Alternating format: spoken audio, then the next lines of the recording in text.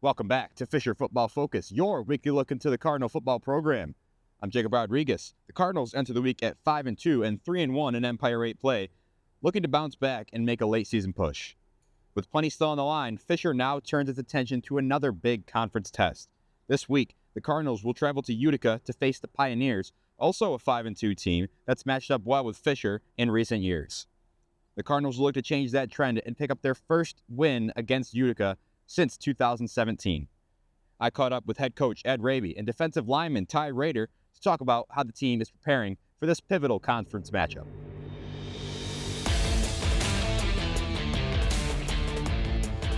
St. John Fisher welcomed the number 22 ranked Cortland Red Dragons to Groundy Stadium on Saturday for a highly anticipated conference matchup.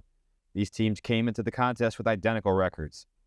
Fisher showcased a strong opening drive but were forced to kick a 39-yard field goal that was eventually missed.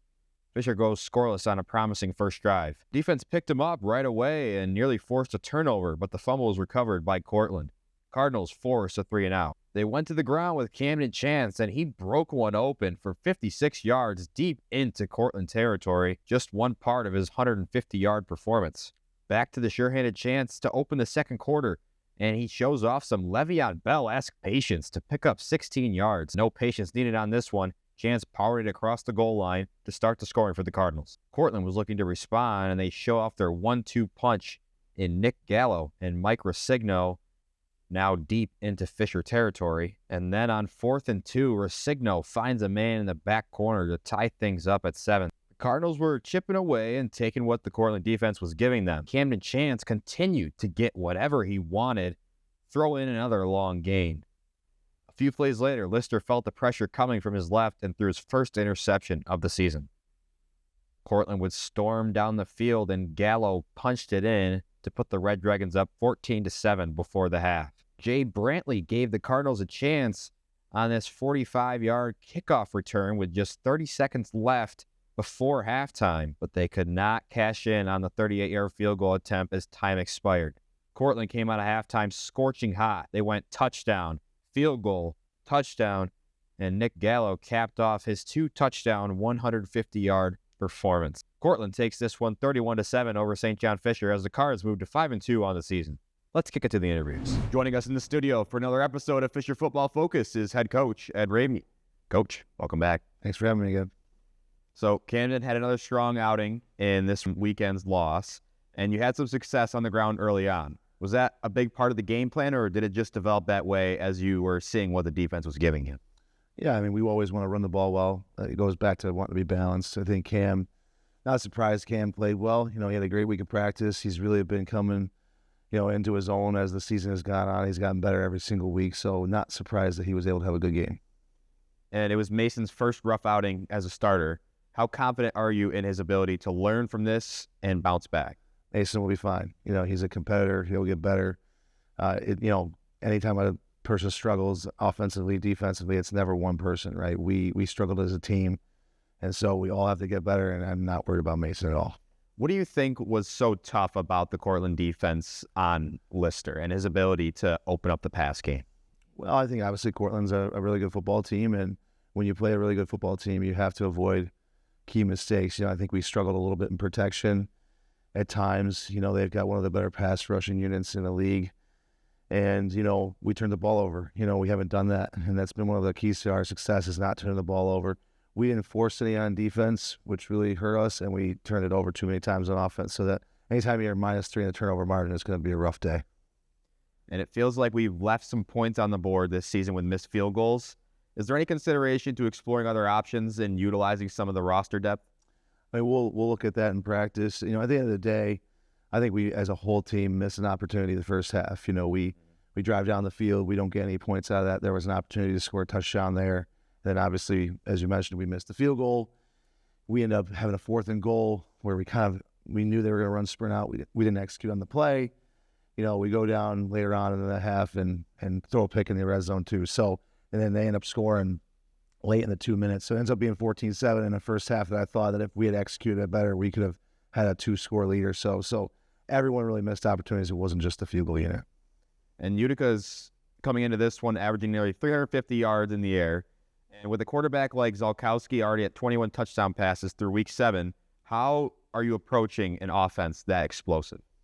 I mean, we have to worry about ourselves and how we play. You know, obviously, he's a very good quarterback, and they are very talented on offense. They're talented on defense. They're a good football team. But our focus is going to be on ourselves and getting better. We have to do a better job coaching our guys, and we have to do a better job executing. Utica is a program that's played Fisher tough in recent years.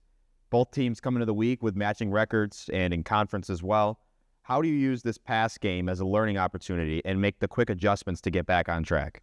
Yeah, we talked as a team yesterday. I mean, at the end of the day, we have to move on. The Empire 8's not a league where you can sit there and feel sorry for yourself, right? Utica is a great football team, and we have to get right back on our horse and get back to work.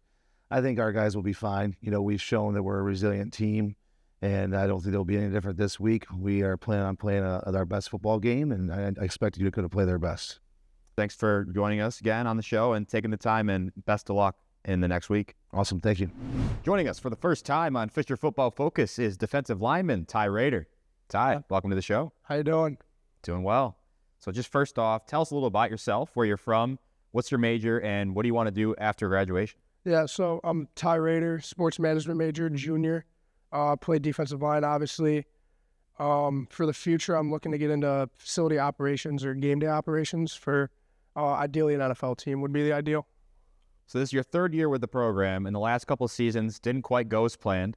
What kind of progress have you seen from this group year over year, and how much do you think that comes from the new coaching staff and the overall culture shift that's happened here? Yeah, I think a big part of it is definitely the coaching staff. They kind of came in and Coach Raby did a good job recreating the whole culture that we had here. I think a big thing that I noticed was like last spring during our off season when we had that period where we didn't have a coach. We became a very heavy student or a player-led team, and that definitely brought the guys a lot closer. Kind of brought us as one unit rather than offense defense, like it has been in the past. But definitely the culture change was a big thing when Raby got here. Kind of toughen us up a little bit and make us like bring us in and make us like a legit college football team. And so the defense has been a huge part of this team's success. From your perspective on the line, what's been clicking for you guys up front and even across the board on that side of the ball? I think overall, we definitely had a big coming together as a defensive line. We kind of talked about it in the offseason. We got a new coach, Coach Prina. He's done a great job coming in. A little bit of an unfamiliar position for him defensively as he coached the offense last year, but he's done a great job bringing the energy every day, making sure that defensive line, you got to kind of have that dog mentality. And Coach Prina is one of those guys that, as a coach, he definitely has that mentality and definitely has instilled that on us and kind of made us play a little bit harder, make us want to play, want to win, all that. As a D lineman, your job doesn't always necessarily show up on the stat sheet. How do you measure your own impact on winning, even when it might not be shown in the numbers? A big thing for us is obviously we want to make plays up front, but if our big goal is to impose our will on the offensive line and not allow guys to get up to the second level. We don't want guys getting up to Tim, getting up to Tenori. Right. If they're running free and they're getting 20 tackles a game, we're doing our job up front. We're taking on blocks, making the running back bounce it outside to where all of our athletes are. So a big thing for us, which is another big thing that was a big change for us, is playing a lot more of a team game where up front it's not always about making plays for us. It's about making sure we're doing our job so that the guys behind us can run around and make plays. So you and your teammates seemed pretty confident heading into that matchup with Cortland last week. What do you take away from that game, and how are you using it to fuel your preparation for another tough test this week against Utica? Yeah, I mean, preparation is the same as always. Obviously, we got to bounce back off of a tough loss. But a big thing for us is we just got to fix up a few mental errors that we had in the game. I personally think that we kind of beat ourselves a little bit in that game. I think the game should have been a lot closer than it was. But we just got to continue to bounce back, get better every day as a unit. We got some guys banged up. We got to step up. And as a team, we just got to play better. And obviously, we're looking to win out the season, get that first postseason game. Utica's offense has been explosive through the air this year. What are some keys for your defensive front to disrupt that rhythm and set the tone early? Yeah, I mean, a big thing for us, obviously, sacks. When you got a quarterback that passes the ball, likes to stay in the pocket like their quarterback does.